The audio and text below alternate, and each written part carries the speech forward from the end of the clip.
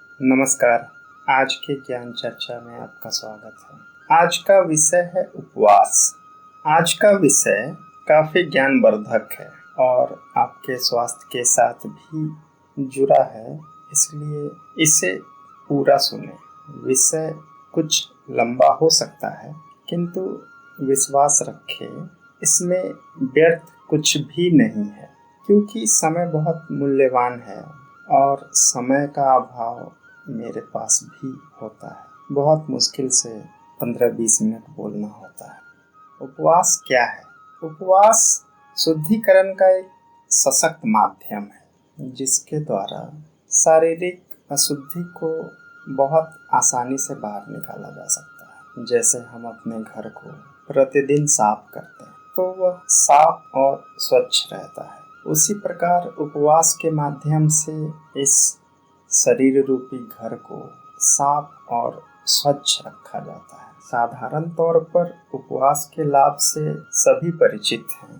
सभी जानते हैं कि उपवास से पाचन तंत्र ठीक रहता है, शारीरिक मल का निष्कासन होता है, आदि आदि। किंतु आज हम उपवास की क्रियाविधि को एक नए ढंग से जानेंगे और योग और उपवास का क्या संबंध है एवं ये अन्नमय कोश पर कैसे कार्य करता है, ये भी समझने की कोशिश करेंगे। उपवास से पहले हम भोजन एवं इसकी कार्यप्रणाली को संक्षेप में समझ लेते हैं, क्योंकि भोजन की कार्यप्रणाली को समझना भी हमारे लिए जरूरी है। जैसे प्रतिदिन जो हम भोजन करते हैं वो एक लंबी प्रक्रिया के फलस्वरूप शरीर में अलग अलग रूपों में प्रकट होता है एवं शरीर को संचालित करने में मदद करता है। जैसे हम जानते हैं कि शरीर में 7 धातुएं होती हैं, जिन्हें सप्त धातु कहते हैं। रस, रक्त, मांस, मेद, अस्थि, मज्जा एवं शुक्र। जब हम भोजन करते हैं तो उस भोजन का पाचन होने के बाद उस भोजन से रस का निर्माण होता है। इस पूरी पाचन प्रक्रिया में लगभग 4 से 5 दिन का समय लगता है। फिर उस रस से जो भी शारीरिक प्रक्रिया होती है, उसके फलस्वरूप 4 से 5 दिन के पश्चात वो रस रक्त में रूपांतरित होता है। उस रक्त से 4 या 5 दिनों की प्रक्रिया के फलस्वरूप मांस का निर्माण होता है। फिर यही प्रक्रिया आगे चलती है और मांस से अस्थि का निर्माण होता है। फिर 4 से 5 दिनों के बाद अस्थि से मज्जा का निर्माण होता है और अंत में शुक्र का निर्माण होता है। ये प्रक्रिया शरीर में सतत चालू रहती है। यदि हम प्रतिदिन 500 ग्राम या 600 ग्राम के हिसाब से भोजन ग्रहण करते हैं तो 5 दिनों में लगभग 3 किलो भोजन हमारे द्वारा ग्रहण किया जाता है। उस 3 किलो भोजन से 5 दिन के पश्चात हमारे शरीर में लगभग 75 ग्राम रक्त बनता है। उस 75 ग्राम रक्त से 4 से 5 दिनों के पश्चात लगभग 37.5 ग्राम या 37 ग्राम के आसपास मांस का निर्माण होता है। फिर इसी प्रक्रिया के फलस्वरूप मेद का निर्माण होता है। तत्पश्चात उस मेद से 4 से 5 दिनों के बाद 9 या 10 ग्राम के आसपास अस्थि का निर्माण होता है। उस अस्थि से फिर 4 और 5 दिनों की प्रक्रिया जब पूरी होती है तो मज्जा का निर्माण होता है और अंत में लगभग जब ये पूरे 1 महीने की प्रक्रिया समाप्त हो जाती है तो हमारे शरीर में शुक्र का निर्माण होता है। इतनी सारी प्रक्रियाओं से गुजरने के बाद जो भोजन का सत्व है शुक्र, उसका निर्माण होता है। इस शुक्र के भी 2 भाग होते हैं। एक वीर्य रूप में हमारे शरीर में संग्रहित होता है, दूसरा ओज रूप में हमारे शरीर में शरीर इसे अपने अंदर सोख लेता है, जिसके द्वारा शरीर अपनी रक्षण प्रणाली की जो प्रतिरक्षा प्रणाली विकसित करता है, उसमें इस ओज का बहुत योगदान होता है। और ये जो प्रतिरक्षा प्रणाली शरीर बनाता है, इसके द्वारा जो हमारे शरीर में रोगों से और मौसम के बदलाव से होने वाले जो परिवर्तन हैं उससे शरीर अपना बचाव करता है। अब चूँकि ये बहुत विस्तृत विषय है, इसे इतने संक्षेप में बताने का उद्देश्य सिर्फ इसकी जानकारी मात्र थी। और ये जो ओज है ये शरीर का बहुत मूल्यवान वस्तु है, इसलिए इस पे हम कभी बृहद चर्चा करेंगे, किंतु आज हम इतना अवश्य जान लेते हैं कि ओज शरीर का एकमात्र ऐसा उपधातु है जिसका सीधा संबंध प्राणमय कोश से होता है। या हम इसे ऐसे भी कह सकते हैं कि ओज के द्वारा प्राणिक ऊर्जा का संतुलन बहुत अच्छे से होता है, और जिस व्यक्ति के शरीर में जितनी ज़्यादा मात्रा में ओज की उपस्थिति होती है वह व्यक्ति उतना अधिक मात्रा में प्राणिक ऊर्जा से परिपूर्ण होता है। अब हम फिर से अपने मूल विषय उपवास पर लौटते हैं। उपवास के माध्यम से शरीर में जो संचित मल है, अशुद्धि है, वो नष्ट हो जाती है। जैसा कि मैंने अभी बताया कि जो हम भोजन करते हैं वो रस के रूप में परिवर्तित हो जाता है, एवं जो रस पूरी तरह से पकता नहीं है, अर्थात हमारे शरीर की कार्य क्षमता की कमी के कारण भोजन से जो रस बना है वो रस पूरी तरह से रूपांतरित नहीं होता है। जो रूपांतरित हो गया वो तो रक्त में परिवर्तित हो जाएगा, किंतु जो रस रूपांतरित नहीं हो सका है वो शरीर में ही कच्चे रस के रूप में जमा रहता है, जिसे आयुर्वेद में आम रस कहते हैं, अर्थात कच्चा रस जो खून के रूप में परिवर्तित नहीं हुआ। इस कच्चे रस का शरीर में ज़्यादा जमा हो जाना अनेक समस्याओं का कारण बनता है, जैसे शरीर में यूरिक एसिड का बनना, खून में बैड कोलेस्ट्रॉल जिसे लो डेंसिटी कोलेस्ट्रॉल इत्यादि कहते हैं। ये सब जो अशुद्धियाँ शरीर में जमा होती है वो कच्चे रस के कारण ही जमा होती है। यदि हम 15 दिन में एक दिन उपवास करते हैं तो हमारे शरीर में जो कच्चा रस जमा हो रहा है उससे हमारी जठराग्नि पका देती है, और शरीर में जो रोग के कण जमा हो रहे होते हैं वो भी उपवास के कारण शरीर के अन्य भागों से खींचकर पेट में आ जाता है, और पेट में आने के कारण हमारी जो जठर अग्नि है वो उसे स्वाहा कर देती है, और जो भी अशुद्धियाँ है वो नष्ट हो जाती है। ये तो है उपवास का पहला लाभ। उपवास का दूसरा लाभ है आध्यात्मिक प्रगति। जिस बात को बताने के लिए अभी मैंने इतनी सारी बातें की वो मूल रूप से अब मैं कहने जा रहा हूँ। मेरा ध्येय आपको उपवास के भौतिक फायदे के साथ आध्यात्मिक फायदे भी बताने का है। उपवास से होने वाला दूसरा सबसे बड़ा लाभ है ये जो हमारा भौतिक शरीर है, इस भौतिक शरीर से बनने वाले जो बंधन हैं उस बंधन को ढीला करना, अर्थात कमजोर करना। इसे हम समझ लेते हैं, क्योंकि अभी जो मैंने कहा है मेरे कहने का अर्थ सिर्फ इतना कह देने से समझ नहीं आएगा, क्योंकि ये विषय थोड़ा जटिल है और योगियों का विषय है, इसलिए इस पर प्रकाश डालना बहुत जरूरी है। हमारे भौतिक शरीर के बंधन को ढीला करना अर्थात क्या? जैसा कि हम जानते हैं कि हमारे शरीर में पंचकोश अवस्थित हैं, अन्नमय कोश, प्राणमय कोश, मनोमय कोश, विज्ञानमय कोश और आनंदमय कोश। तो आज हमारी बात अन्नमय कोश को लेकर हो रही है, इसलिए अन्नमय कोश के विषय में आज हम इस बंधन को कैसे कमजोर किया जाए इस पर चर्चा करेंगे। जैसा कि मैंने पीछे बताया है कि हमारे शरीर में लगभग 72,000 नाड़ियाँ हैं। ये नाड़ियाँ हमारे पूरे शरीर में जाल की तरह फैले हुए हैं। और इन नाड़ियों का कार्य है शरीर में उठने वाली हर एक अनुभूति को, हर एक स्पंदन को शरीर के एक भाग से दूसरे भाग में पहुंचाना। इन सभी नाड़ियों में जो नाड़ियां एक प्रकार का कार्य करती है, वो एक साथ एक गुच्छे के रूप में आपस में मिलती है। जैसे हम एक फूलों का गुलदस्ता बनाते हैं, उसी प्रकार से हमारे शरीर में भी कुछ एक जाति की, एक समान कार्य करने वाली जो नाड़ियां हैं वो आपस में मिलती है, जिसे हम नाड़ियों का जंक्शन पॉइंट या नाड़ी गुच्छक कहते हैं। योग में इसे उक्तिकाय कहते हैं। उक्तिकाय अर्थात नाड़ियों का जंक्शन पॉइंट, नाड़ी गुच्छ।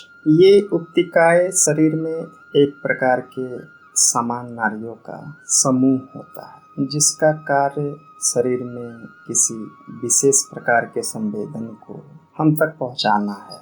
इन उक्तिकाओं की संख्या लगभग 96 है, जो इनके अलग अलग कार्य प्रणाली के आधार पर हमारे गुरुजनों ने तय की है।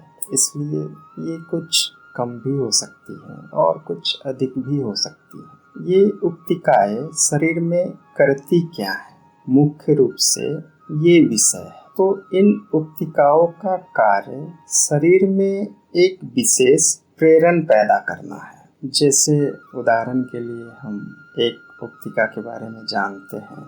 हमारे शरीर में एक पूषा जाति की उक्तिका है, जिसका कार्य है शरीर में काम वासना को संचालित करना। यदि किसी भी कारण से, जैसे भावना, दर्शन, विचार इत्यादि कोई भी कारण हो, किसी भी कारण से इस पूषा उक्तिका को उत्तेजित कर दिया जाए, तो फिर काम वासना के दमन के सारे आयोजन धरे रह जाएंगे, सारा ब्रह्मचर्य स्वाहा।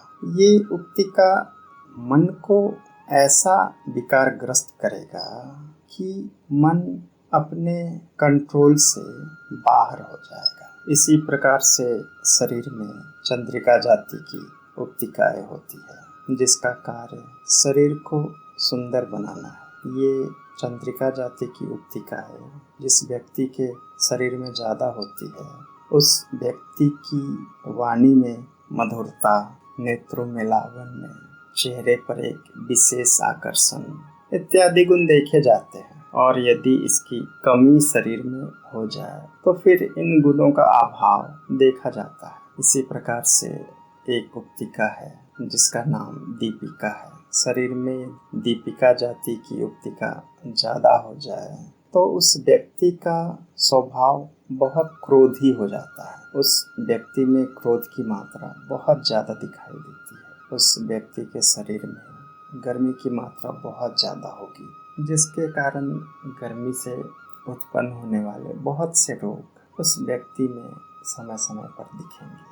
इन सभी बातों को बताने का सिर्फ इतना ही अभिप्राय था कि हमारे शरीर में जो उक्तिकाएं है, जो नाड़ी के जंक्शन पॉइंट है, वो व्यक्ति के स्वभाव को, उनके गुण को, उस व्यक्ति के अवगुण को, उस व्यक्ति के क्रियाकलाप को किस प्रकार से प्रेरित कर सकते हैं, वो आप समझ सकते हैं। जैसा कि अभी मैंने बताया कि यदि व्यक्ति में दीपिका जाति की उक्तिका ज़्यादा हो जाए तो वो व्यक्ति अपने क्रोध को रोक नहीं सकता, क्योंकि वो उसके वश में नहीं है। उसके शरीर की बनावट ही ऐसी है कि उसे क्षण भर में क्रोध आ जाएगा। इस प्रकार से हम समझ सकते हैं कि ये जो शरीर के अंदर उपस्थित जो तंत्र हैं वो व्यक्ति को कैसे प्रभावित करते हैं, कैसे प्रेरित करते हैं।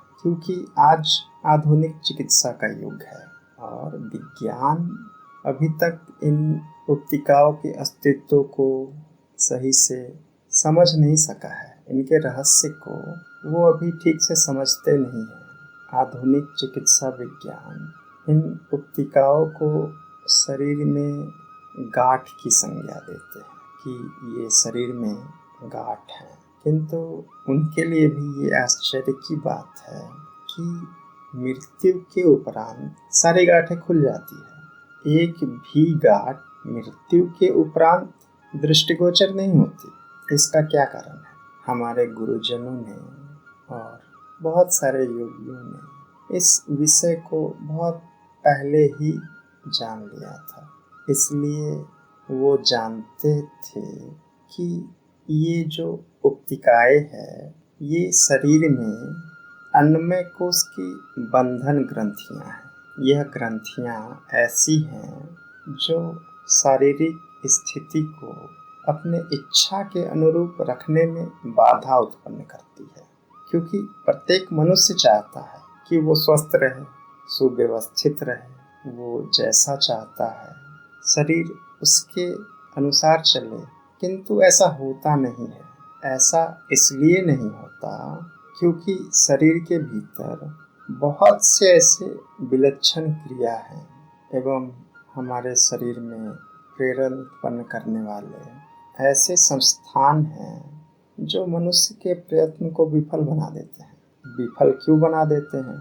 इसका कारण है मनुष्य का शरीर और उनके जो संस्थान हैं उनमें संयोजन का अभाव है। उनकी जो व्यवस्थीकरण की शक्ति है, जो व्यवस्थीकरण का तंत्र है, वो सही नहीं है। इसी असंतुलन के कारण शरीर में और अन्नमय कोश में बहुत से विकार समय समय पर प्रकट होते हैं। इन विकारों को दूर करने का माध्यम उपवास है। उपवास का कार्य है उपतिकाओं के शोधन एवं परिमार्जन में सहयोग करना एवं उन्हें संतुलित स्थिति में आने में सहयोग देना। जैसा कि आयुर्वेद में बताया गया है कि उपवास के 5 भेद हैं: पाचक उपवास, शोधक उपवास, सामक उपवास, आनस उपवास और पावक उपवास। पहला है पाचक उपवास। इसके द्वारा पेट में जो भी अपच,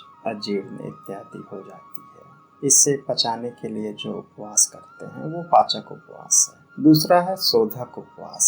इसका उपयोग वैद्य और चिकित्सक इत्यादि करते हैं। शरीर जब रोगी हो जाता है तो इस उपवास के द्वारा शरीर को शुद्ध किया जाता है। तीसरा है सामक उपवास। इसके द्वारा जो हमारे मन में विकार आ गए हैं, जो विचारों में अशुद्धि आ गई है, व्यक्ति की प्रवृत्ति खराब हो गई है, अर्थात व्यक्ति दुष्ट प्रवृत्ति का हो गया है, इन सभी के निराकरण के लिए सामक उपवास करवाया जाता है, जिसके द्वारा शरीर में जो विकृत उपतिकाएं हैं उनका शमन होता है और हमारे जो नाड़ी संस्थान हैं वो संतुलित रूप से सही तरीके से कार्य करते हैं। चौथा है आनस उपवास। आनस उपवास उसे कहते हैं जिसमें किसी दैवी शक्ति के निमित्त इच्छा पूर्ति के लिए व्रत इत्यादि जो किया जाता है वो आनस उपवास के अंतर्गत आता है। पांचवा है पावक उपवास। पावक उपवास वैसे उपवास हैं जो किसी पाप के प्रायश्चित के लिए या किसी क्षमा प्रार्थना इत्यादि के लिए जो किया जाता है वो पावक उपवास के अंतर्गत आता है। अब हम उपवास कैसे करें इस पर संक्षेप में चर्चा कर लेते हैं। सामान्यतः आमजन 3 प्रकार के उपवास करते हैं। एक निराहार, दूसरा फलाहार, तीसरा दुग्धाहार अर्थात दूध पीकर उपवास करना। इन सभी उपवासों में निराहार उपवास श्रेष्ठ है। इसके भी 2 प्रकार हैं, एक निर्जल उपवास और एक सजल उपवास। निर्जल उपवास में पानी भी नहीं पिया जाता है एवं सजल उपवास में पानी पी सकते हैं। पानी पीने का नियम ये है कि पानी गुनगुना कर लें और उसमें आधा नींबू का रस मिलाकर पी लें। इसमें एक ध्यान देने वाली बात ये है कि यदि शरीर में वात की समस्या हो या दर्द हो तो फिर नींबू का सेवन नहीं करना चाहिए। इससे आपकी वात की समस्या में वृद्धि हो सकती है, इसका ध्यान रखें। दूसरा है फलाहार। इसमें आप सीधे फल ले सकते हैं या फिर फल का जूस ले सकते हैं। आप चाहे तो फल के जूस के साथ में गुनगुना पानी और नींबू का भी उपयोग कर सकते हैं। तीसरा है दुग्धाहार। इस उपवास में आप दिन में 1 बार, 2 बार या 3 बार अपनी आवश्यकता अनुसार दूध का उपयोग कर सकते हैं। दूध यदि गाय का हो तो अच्छा है, उत्तम है। अब हम कुछ सावधानी पर भी बात कर लेते हैं। उपवास में कुछ सावधानियों का ध्यान रखें तो बहुत अच्छा होता है। जिस दिन आपने उपवास किया हो उस दिन शारीरिक श्रम ज़्यादा नहीं करना चाहिए, कम से कम शारीरिक श्रम हो तो बहुत अच्छा है। उपवास के दिन ये ध्यान रखना चाहिए कि शरीर में किसी भी प्रकार का मल इत्यादि जमा ना हो, जैसे मल मूत्र और पसीने का निष्कासन ठीक से हो, शरीर साफ सुथरा हो इत्यादि इत्यादि। क्योंकि यदि शरीर के अंगों से गंदगी बाहर नहीं आई तो फिर वो गंदगी फिर से शरीर में ही जाएगा और फिर वो गंदगी रक्त के साथ मिलकर अनेक प्रकार के रोग पैदा करेंगे। इसलिए उपवास के दौरान शरीर की शुद्धि आवश्यक है। यहाँ तक हमने चर्चा कर ली। अब हम उपवास के बाद क्या करें इस पर चर्चा कर लेते हैं। क्योंकि बहुत से लोग उपवास तो कर लेते हैं किंतु उपवास के दूसरे दिन वो फिर भोजन पर टूट पड़ते हैं, जिसके कारण उनके द्वारा किया गया उपवास का बहुत कम लाभ उन्हें मिलता है। क्योंकि उपवास का पूरा लाभ तभी मिलेगा जब व्यक्ति उपवास के बाद जो जठराग्नि संतुलित हुई है, व्यवस्थित हुई है, उसे व्यवस्थित ही चलने दे। यदि उपवास के बाद हम जठराग्नि का बोझ दुगना कर देंगे तो वो फिर से अव्यवस्थित हो जाएगी। इसलिए उपवास के बाद हो सके तो व्यक्ति को सिर्फ सुपाच्य जैसे मूंग की दाल का पानी दिन में लेना चाहिए और शाम में मूंग दाल की खिचड़ी लेना चाहिए। इससे उपवास के बाद पाचन क्रिया को सही समय मिलता है अपने को व्यवस्थित करने का और शरीर पूरी क्षमता से कार्य करता है। इन्हीं कुछ सावधानियों के साथ आप उपवास का लाभ लें एवं स्वस्थ रहें। इसी के साथ मैं अपनी वाणी को विराम देता हूँ। आप सभी को असंख्य का प्रणाम।